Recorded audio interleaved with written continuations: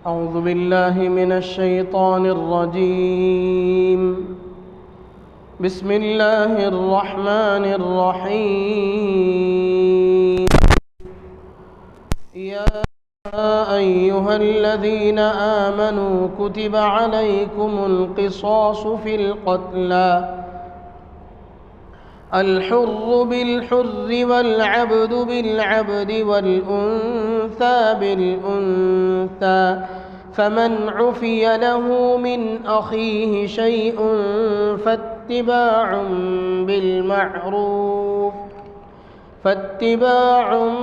بالمعروف وأداء إليه بإحسان ذلك تخفيف من ربكم ورحمة فمن اعتدى بعد ذلك فله عذاب أليم. ولكم في القصاص حياة يا أولي الألباب لعلكم تتقون. صدق الله العظيم. یا ایہا الذین آمنوا، اے ایمان والو، کتب علیکم القصاص فی القتلى، فرض ہوا تم پر قصاص یعنی برابری کرنا مقتولوں میں، الحر بالحر آزاد کے بدلے آزاد، والعبد بالعبد اور غلام کے بدلے غلام، والانثى بالانثى اور عورت کے بدلے عورت، فمن عفی لہ من اخیہ شیء پھر جس کو معاف کیا جائے اس کے بھائی کی طرف سے کچھ بھی، فاتباع بالمعروف واداء الیہ باحسان تو تابعداری کرنی چاہیے موافق دستور کے اور ادا کرنا چاہیے اس کو خوبی کے ساتھ. ذالک تخفیف من ربکم ورحمہ، یہ آسانی ہوئی تمہارے رب کی طرف سے اور مہربانی. فمن اعتدى بعد ذلك فله عذاب علیم، پھر جو زیادتی کرے اس فیصلے کے بعد تو اس کے لیے عذاب ہے دردناک. وَلَكُمْ فِي الْقِصَاصِ حَيَاةٌ يَا أُولِي الْأَلْبَابِ لَعَلَّكُمْ تَتَّقُونَ، اور تمہارے واسطے قصاص میں بڑی زندگی ہے اے عقل مندو تاکہ تم بچتے رہو.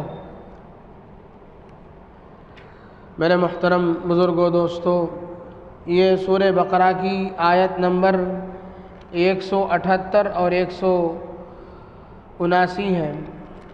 ان دو آیتوں میں اللہ تبارک و تعالیٰ نے قصاص کا مسئلہ بیان فرمایا ہے. اس سے پہلے آیت گزری تھی لیس البر ان تولوا وجوہکم قبل المشرق والمغرب ولكن البر من آمن باللہ والیوم الآخر. اس میں بتلایا گیا تھا کہ یہ یہاں سے لیس البر سے، اس سے پہلی جو آیت گزری ہے وہاں سے سورہ بقرہ کا دوسرا آدھا شروع ہوتا ہے. اس سے پہلے تک پہلا آدھا تھا جس میں اکثر باتیں کفار، مشرکین، یہودیوں سے متعلق تھیں، کچھ باتیں مسلمانوں سے متعلق تھیں. اب آئندہ جو آدھی صورت ہے، اس پوری صورت میں اکثر و بیشتر باتیں مسلمانوں سے متعلق، ان کے متعلق احکام، ان کے متعلق مسائل، یہی چیزیں ہوں گی. ان کو یہاں ابواب البر کہا گیا، نیکی کے راستے، نیکی کے ابواب، نیکی کے دروازے. اب جیسا کہ پہلے بتلایا گیا تھا کہ اللہ تبارک و تعالیٰ نے اس سے پہلی جو آیت گزری ہے اس میں اللہ نے معاملات کا بھی تذکرہ فرمایا، معاشرت کا بھی تذکرہ فرمایا، عقائد اور عبادات کو بھی بیان فرمایا. اب آئندہ آنے والی آیتوں میں اسی کی تفصیل ہوں گی. یہ جو آیت پہلے گزشتہ مجلس میں گزری ہے، آئندہ سورہ بقرہ کے اختتام تک ہر آنے والی آیت تقریباً اسی کی وضاحت ہوگی اور اسی سے متعلق ہوگی. تو یہ آیت بھی، ابھی جو آیت آپ کے سامنے پڑھی گئی یا ایھا الذین آمنوا کتب علیکم القصاص، اس میں اللہ تبارک و تعالیٰ نے قصاص کا مسئلہ بیان فرمایا، اور قصاص بھی ابواب البر میں سے ہے، نیکیوں کے باب میں سے ایک ہے. قصاص کسے کہتے ہیں؟ قصاص کے معنی ہیں عربی میں برابری کرنے کے، مماثلت، برابری کرنا، اسے بولتے ہیں قصاص۔ اسلامی حکومت ہو اور کوئی آدمی کسی دوسرے آدمی کو جان بوجھ کر عمدن کسی ایسے ہتھیار سے قتل کر دے جو ہتھیار قتل کے لیے استعمال ہوتا ہو، تو اس آدمی کو جو آدمی قتل ہوا ہے اس کے مقابلے میں قتل کرنے والے کو قتل کیا جائے گا۔ ایک آدمی کو ایک آدمی نے قتل کیا ہے تو اس کے بدلے میں قتل کرنے والے اس ایک آدمی کو قتل کیا جائے گا۔ اس کی سزا یہی ہے کہ قاتل کی سزا شریعت اسلامیہ میں عمدن قتل کرنے والے قاتل کی سزا قصاص ہے، یعنی اس کے بدلے میں اسے قتل کیا جائے گا۔ یہ رائٹس اسلامی حکومت کو ہے اور اس کا مطالبہ کرنے کا حق مقتول کے وارثین کو ہے۔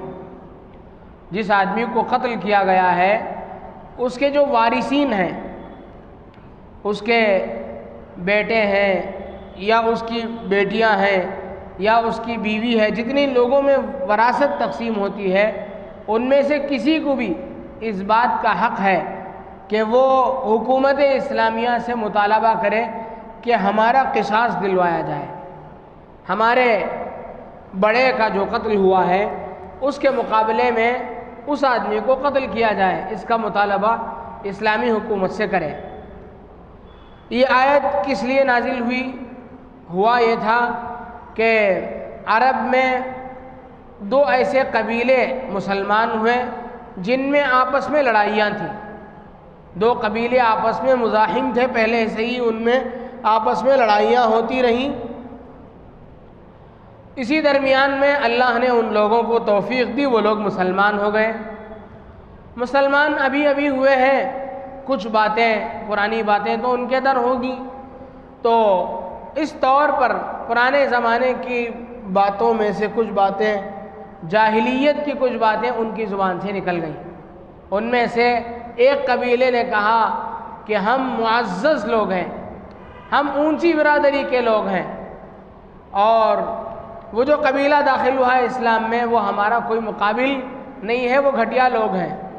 ہماری برادری کے جو لوگ قتل ہوئے ہیں، ہماری برادری میں جتنے، ہمارے خاندان میں، ہمارے کنبے میں جتنی عورتیں قتل ہوئی ہیں اس کے مقابلے میں ان کے مرد قتل کیے جائیں گے، اور ہمارے قبیلے کے جتنے غلام اور باندیاں قتل ہوئی ہیں ان کے مقابلے میں اس قبیلے کے آزاد لوگوں کو قتل کیا جائے گا۔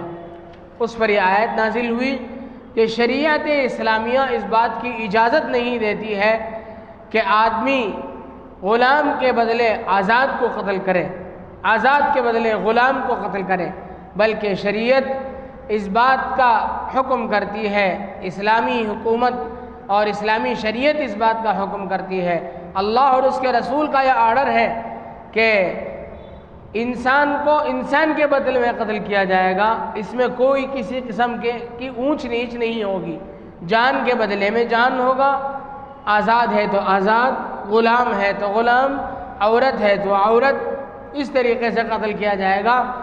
اس میں جان میں اونچ نیچ کچھ نہیں ہے، بڑا طبقہ، بڑا قبیلہ، بڑے خاندان کا ہونا اس میں کچھ نہیں چلے گا۔ تو اللہ تبارک و تعالیٰ نے یہ آیت نازل فرمائی۔ اب قصاص کا کیا حکم ہے؟ قصاص کے بارے میں کچھ تفصیلات یہ ہیں کہ جس گھرانے کے آدمی کو قتل کر دیا گیا ہے اس کے خاندان کے لوگوں کو، اس کے وارثین کو اس بات کا حق ہے کہ وہ کیا کریں، اس کے مقابلے میں، اپنے خاندان کے آدمی کے مقابلے میں قتل کرنے والے کو قتل کرنے کا مطالبہ کریں۔ اب وارثین میں اور بھی لوگ ہیں، وارث کا مطلب یہ ہے کہ اس میں 2-3 بیٹے تھے مرنے والے کے تو وہ سب وارث ہو گئے۔ شریعت کا ایک اور قانون اس میں یہ ہے کہ قصاص، جان کے بدلے میں جان لینا، یہ پورے وارثین کا حق ہے۔ ایک بھی آدمی اسے چھوڑ کر دے دے گا تو جان کے بدلے میں جان کو قتل کرنا یہ ساقط ہو جائے گا۔ اس کے بدلے میں دیت ایک چیز ہے، خون بہا جسے کہتے ہیں، خون بہا کہتے ہیں، یعنی اس کے خون کے بدلے میں پیسے دے دینا، یہ ایک چیز ہے۔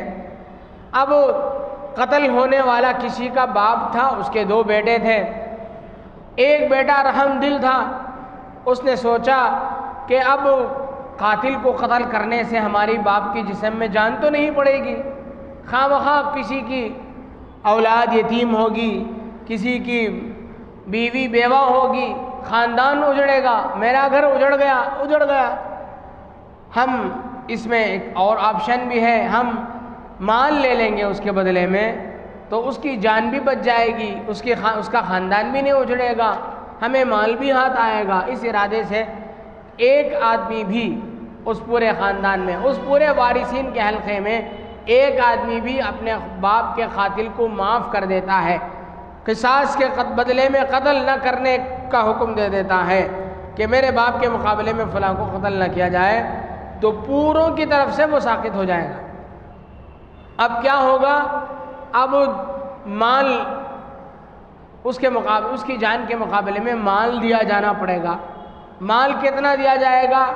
اس زمانے کے حساب سے 100 اونٹ ایک جان کے بدلے میں 100 اونٹ دینا شریعت مطہرہ میں اس زمانے میں طے کیا گیا تھا۔ تو اب اس کے بعد پھر جب 100 اونٹ کی بات آئے گی تو پھر ہر آدمی کو اس بات کا بھی اختیار ہے کہ اپنے حصے کا حق معاف کرے، اور جو 100 اونٹ آئے گا اسے وارثین کی وراثت کے مطابق اسے تقسیم ہوگا۔ باپ کا انتقال ہوا ہے، اس کی اولاد میں بچے بھی ہیں بچیاں بھی ہیں، تو بچوں کو 2 حصہ جائے گا، بچیوں کو 1 حصہ جائے گا۔ ٹھیک اسی طرح جس طرح وراثت تقسیم ہوتی ہے، اسی طرح خون بہا بھی، دیت بھی اسی طریقے سے تقسیم ہوگا۔ تو فرمایا یا ایھا الذین آمنوا کتب علیکم القصاص فی القتلی، ایمان والو تم پر قصاص لازم کیا گیا ہے مقتول کے حق میں۔ الحر بالحر، آزاد کے بدلے آزاد کو قتل کیا جائے گا، والعبد بالعبد، اور غلام کے بدلے غلام کو قتل کیا جائے گا، والانثى بالانثى، اور عورت کے بدلے میں عورت کو قتل کیا جائے گا۔ آگے فرمایا فمن عفی لہ من اخیہ شیء، پھر جب کوئی معاف کیا جائے، پھر جس کو معاف کیا جائے اس کے بھائی کی طرف سے کچھ بھی، یعنی بھائی کو کسی بھائی نے معاف کر دیا، تو فرمایا فاتباع بالمعروف، اب جو خون بہا دینا ہے 100 اونٹ، 100 اونٹ جو دینا ہے، اس کے مطالبے کے سلسلے میں بھی شریعت اس میں بھی نرمی اختیار کرتی ہے، کہتی ہے کہ زیادہ پریشر مت دو، اس میں تشدد نہ کرو، دے گا وہ، دینا اس کے اوپر لازم ہے، وہ دے گا۔ اچھا، ایک تو یہ ہے کہ قتل کے بدلے میں، جان کے بدلے میں 100 اونٹ بھی یہ کر سکتے ہیں۔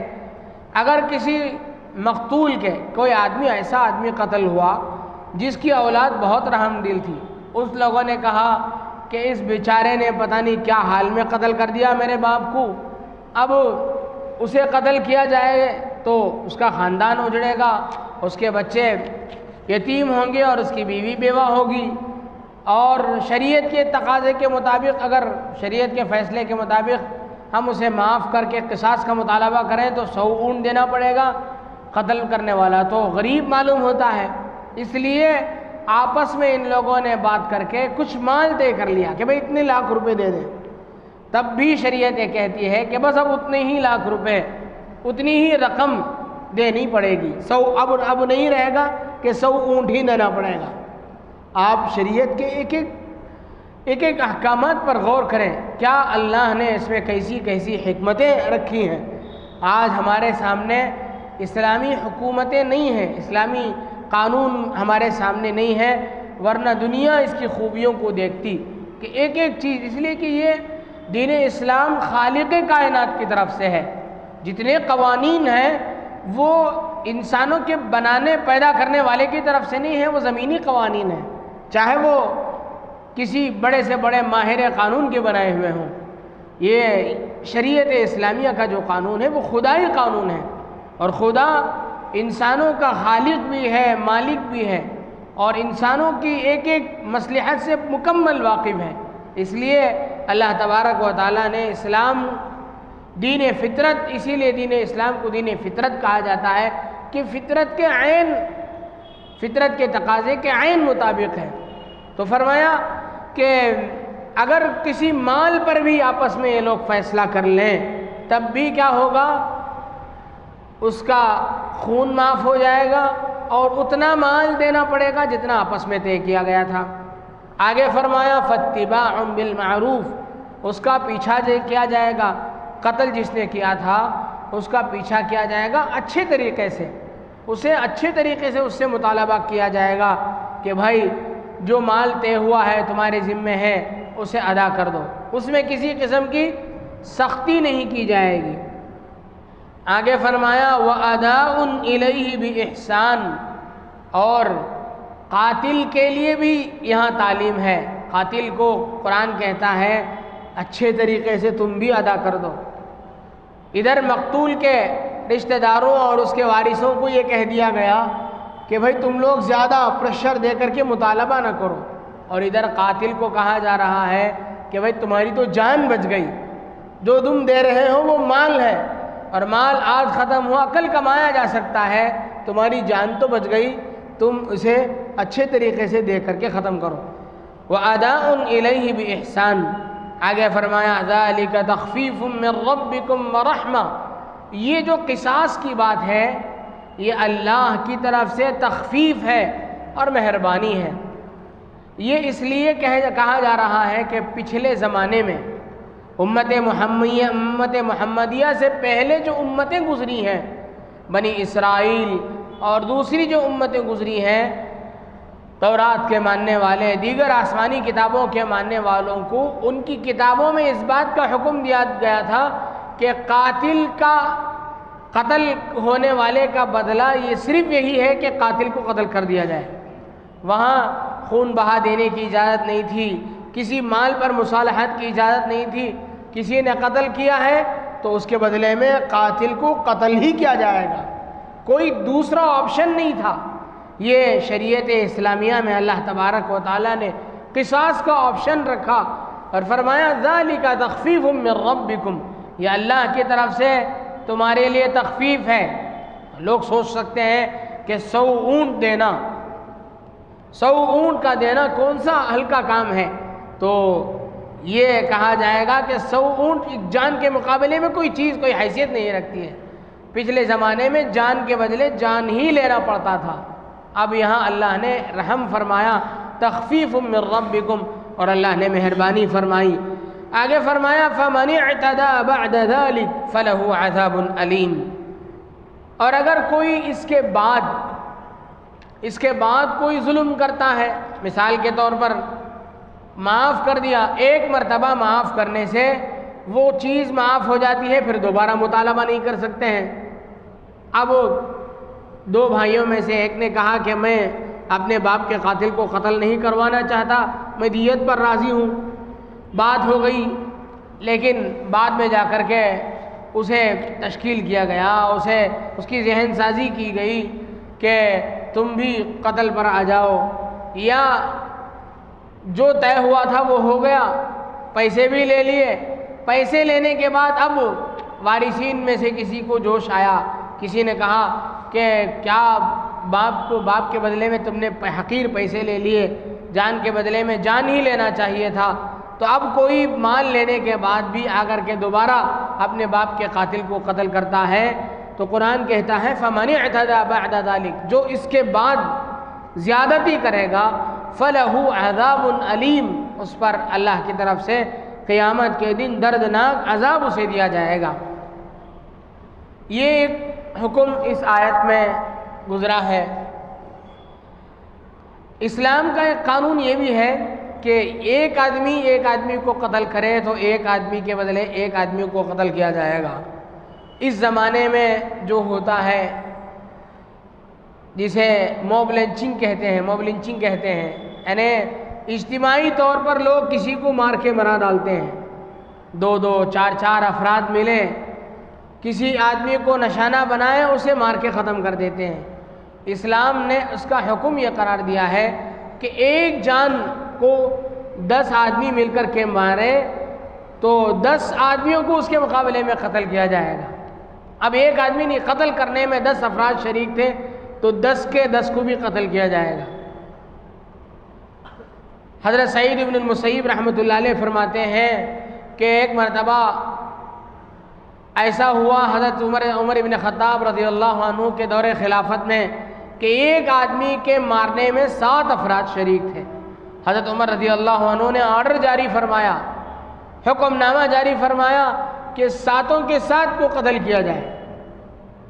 قتل کیا گیا، اور پھر جب لوگ حضرت عمر رضی اللہ عنہ کے پاس پہنچے تو حضرت عمر رضی بن خطاب رضی اللہ عنہ غصے میں تھے۔ کسی نے پوچھ لیا تھا شاید کہ حضرت 7 آدمیوں کو کیسے قتل کر دیا گیا تھا ایک جان کے بدلے میں؟ تو حضرت عمر رضی اللہ عنہ نے کہا کہ اگر کسی ایک جان کے قتل کے پیچھے پورا شہر بھی لگ جاتا، پورا شہر صنعاء لگ جاتا، تو میں پورے شہر کو قتل کرتا، پورے شہر کے لوگوں کو قتل کرتا۔ یہ ہے اسلام۔ حضرت عمر ابن خطاب رضی اللہ عنہ نے شریعت کا فیصلہ سنایا تو آگے فرماتے ہیں وَلَكُمْ فِي الْقِصَاصِ حَيَاةٌ يَا أُولِي الْأَلْبَابِ لَعَلَّكُمْ تَتَّقُونَ۔ اب بظاہر ہم لوگوں کو چاہیے لگے کہ کیسا قانون ہے، ایک کی تو جان چلی گئی، ایک زندہ انسان کو موت کے گھاٹ اتارا جا رہا ہے، یہ کیسا قانون ہے؟ تو قرآن کہتا ہے قصاص میں تمہارے لیے زندگی ہے، قصاص میں تمہارے لیے زندگی ہے اے عقل مندو۔ اگر غور کرو کہ اگر یہ قانون آج بھی دنیا میں قانون آ جائے کہ کسی کے قاتل کو جیل نہیں بھیجا جائے گا بلکہ قتل ہی کیا جائے گا، تو آج دنیا میں قتل کرنے والے بہت کم ہو جائیں گے۔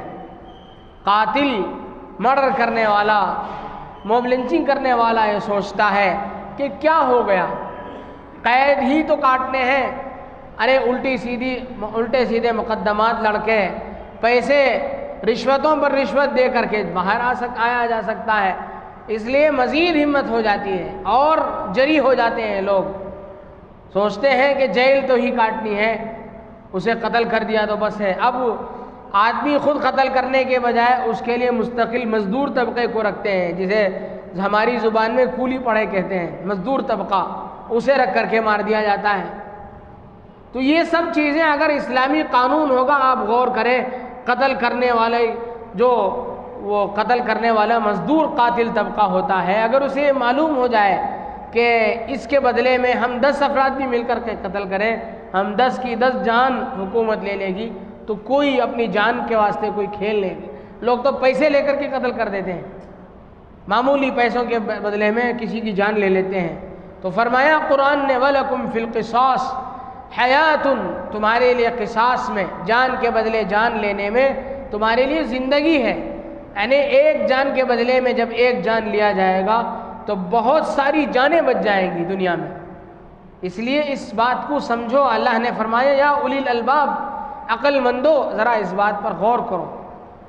اب یہاں ایک اور چیز دنیا میں دیکھنے کو آتی ہے کہ کسی قاتل کو معاف کرنے کا اختیار سربراہ مملکت کو دیا جاتا ہے، یعنی صدر جمہوریہ چاہیں تو معاف کر سکتے ہیں اسے۔ قرآن شریعت اسلامیہ کہتی ہے صدر جمہوریہ، مملکت کا کوئی سربراہ، کسی کو اس بات کا رائٹس نہیں ہے، کسی کو اس بات کی شریعت اجازت ہی نہیں دیتی ہے کہ وہ کسی قاتل کو معاف کرے۔ معاف کرنا ہے تو اس کے وارثین معاف کر سکتے ہیں، ورنہ کوئی سربراہ مملکت، صدر جمہوریہ کوئی معاف نہیں کر سکتا۔ یہ اللہ کا قانون ہے کہ قتل کے بدلے قتل ہی کیا جائے گا قاتل کو۔ تو یہ اس آیت میں اللہ تبارک و تعالیٰ نے ان 2 آیتوں میں قصاص سے متعلق مسائل بیان فرمائے ہیں۔ اللہ تبارک و تعالیٰ سے دعا ہے کہ اللہ تبارک و تعالیٰ بقیہ ابواب البر کو بھی ہمیں سمجھنے کی، ان تک پہنچنے کی، اور پورے مکمل قرآن کریم کی ایک ایک آیت کو، اس کے ترجمے کو، اس کی تفسیر کو سمجھنے اور اس پر عمل کرنے کی توفیق نصیب فرمائے۔ آمین۔ وآخر دعوانا ان الحمد للہ۔